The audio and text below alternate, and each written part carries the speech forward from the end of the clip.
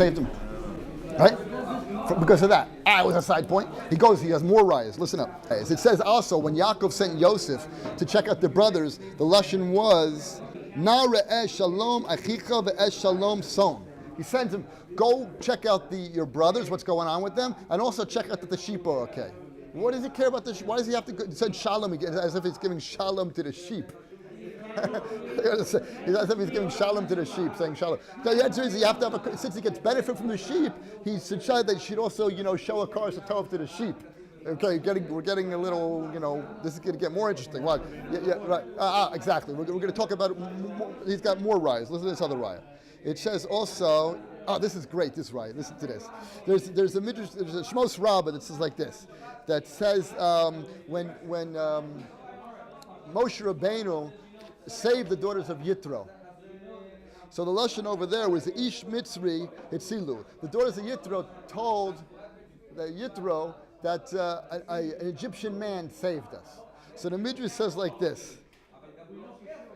He says there's a midrash like that. There's an example like this. A guy gets bit by a lizard, and then he runs to the water and sticks his feet in the water. And then as he sticks his feet in the water to get the blood or whatever, to get the poison out of his system, a baby floats by and he pulls the baby out of the water. And he saved the baby.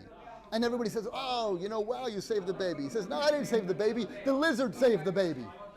The lizard saved the baby. Because for the lizard, we're going to save the baby. So Moshe Rabbeinu, when they said, Baruch Hashem, the daughters of Yisrael are going to say back to him, no, Baruch Hashem, you saved us. He says, no, I didn't save you. A Mitzri saved you. What? The Mitzri that I killed, because I killed the Mitzri, and I had to run away, and I had to come up here, and I wound up over here. That's why I'm over here. So that's an Egyptian is the one who saved you. So when they said back to their father what was happening, they said, a Mitzri saved us. Which Mitzri I was talking about? They weren't talking about Moshe. They were talking about the Mitzri that he killed. We're getting ad absurdum here. It's like, wait a second. The Mitzri, this guy, he had to kill this guy, and he had to run away from there. So we have to go so far back, even from not only inanimate objects, we have to have a karas hatov, but even when they're working in the opposite direction, it's going against Moshe Rabbeinu. In the end, it's working for the benefit.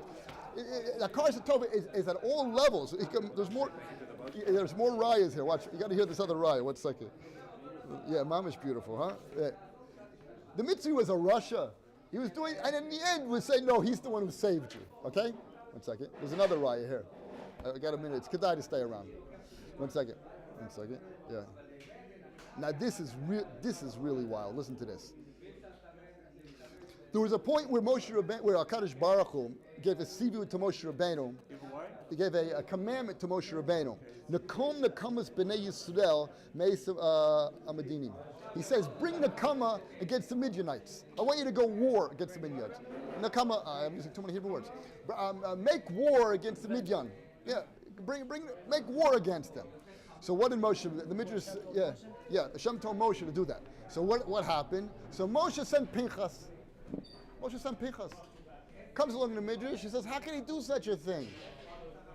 How can Moshe, HaKadosh Baruch Hu tells Moshe to go fight the Midianim, and he sends Pinchas? How can he do? The answer is because since in Midian he spent time there and he grew there and he became great there, he couldn't do it himself. But Recham Shmuelevich, what kind of answer is that? Wait a second. HaKadosh Baruch Hu himself told him with a sivui, a commandment, you go bring war against the Midianim. You bring war. How can you send somebody else? Listen to this. He wants to say that a karas hatov is such a strong force that there was no other way to interpret what a HaKadosh Baruch Hu said to him. It's almost like the Shlosh Esrei Midos, he wants to say. It's considered, it's considered like one of the Midos of the Torah. That the only way that a Moshe Rabbeinu could interpret what a HaKadosh Baruch Hu was telling him when he told him to go to Midian, to fight them, there's no way. Of course, Pashita doesn't mean me. Of course I have to send somebody else. I can't do it because I have to have a karas hatov. You hear this? So that's Pashat, he wants to say. So where did Moshe Rabbeinu learn this? We learned it, we also know that by Aaron HaKohen, by the plagues of Kinim, Dam Svardei Kinim. Dam Svardei Kinim were not done by Moshe Rabbeinu. Because Dam and Svardei was connected to the water, and the water saved Moshe Rabbeinu, and Kinim was connected to the land, and the land was used to cover the Mitzri, which also saved Moshe Rabbeinu. So since you see that HaKadosh Baruch Hu himself gave the commandments to Aaron and not to Moshe Rabbeinu to make plagues on these things or with these things. So he learned from there that it's Peshita that you cannot bring bad in a place where you got good. There's no way to give a Kaddish Tov to Kaddish Baruch Hu. All you can do, you light candles. You're lighting candles for the one who lit up the world. But I was really thinking about this. Wait a second. It sounds nutty to your average person.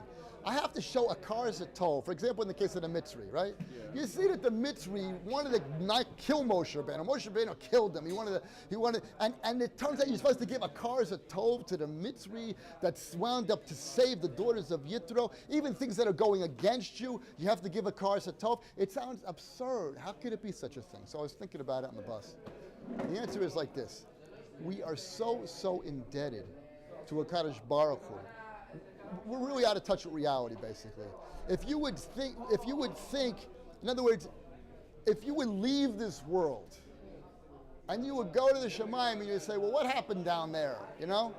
You would look back and you say, you know what?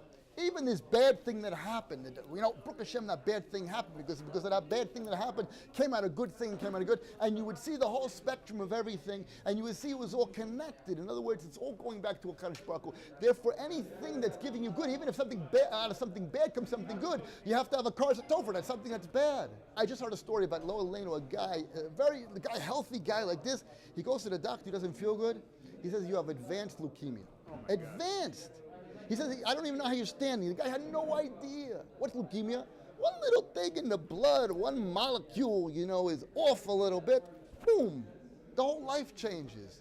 A guy, in 1 second, a thing can happen, an earthquake. In 1 second, one little change. We're taking for granted so many things, so many basic, so many obvious things at the nature of man that we take for granted. So, you know what I mean? In one little change, boom, you know what I mean? The whole world could change. So that's where they're coming from. When Chazal is telling us that, listen, wake up. Everything that's happening, you have to have a Karza Tov for inanimate objects, animate objects, everything that a Kaddish Baruch Hu, all the mechanisms, Sibur Choka, a distant cause or a close cause, it doesn't matter. You have to have a Karza Tov for all of it. There's a famous thing in Bikurim.